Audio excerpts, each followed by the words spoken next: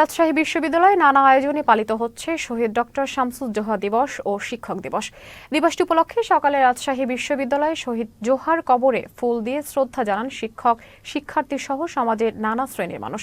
সকাল 9টায় প্রশাসনের পক্ষ থেকে ফুল দিয়ে শ্রদ্ধা জানানো হয়। এ সময় শহীদ ডক্টর শামসুজ্জোহার কন্যা সাবিনা জোহা খান, বিএনপির চেয়ারপারসনের উপদেষ্টা মিজানুর রহমান মিলু ফুল দিয়ে শ্রদ্ধা জানিয়েছেন। দিবসটি উপলক্ষে বিশ্ববিদ্যালয়ে দিনব্যাপী জোহা স্মারক বক্তৃতা সহ নানা আয়োজন রাখা হয়। ডক্টর জোহার কন্যা সাবিনা জোহা খান সাংবাদিকদের জানান, দিবসটিকে জাতীয় শিক্ষক দিবস হিসেবে ঘোষণা করার দাবিতে সকলকে এক হয়ে এই দাবি তুলতে বললেন তিনি। যখন একটা মানুষ দেশের হয়ে যায়, আপনাদের সবার, আপনারা যেমন বললেন আপনাদের দাবি আছে, হ্যাঁ, সেরকম আমি মনে করি এই দাবিটা আপনাদেরই করা উচিত। কারণ এটা দেশের জিনিস, দেশের শিক্ষা বা এই লেগেসিটা আপনারা যেটা মনে করতেছেন যে আমাদের দেশের জন্য ভালো হবে, আমরা কালেকটিভলি সবাই এটাকে ফিল করতে হবে যে না, এটা আমরা চাই, এটা তো আমার একার চাওয়া না।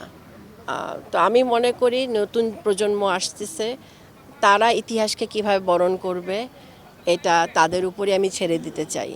কারণ ইতিহাস পড়ে আমরা সবাই বড় হয়েছি, তো আমরা কিভাবে ইতিহাসকে নেই নিজের জীবনে, এটা তো আমাদের প্রত্যেকেরই ব্যক্তিগত ব্যাপার, তাই না?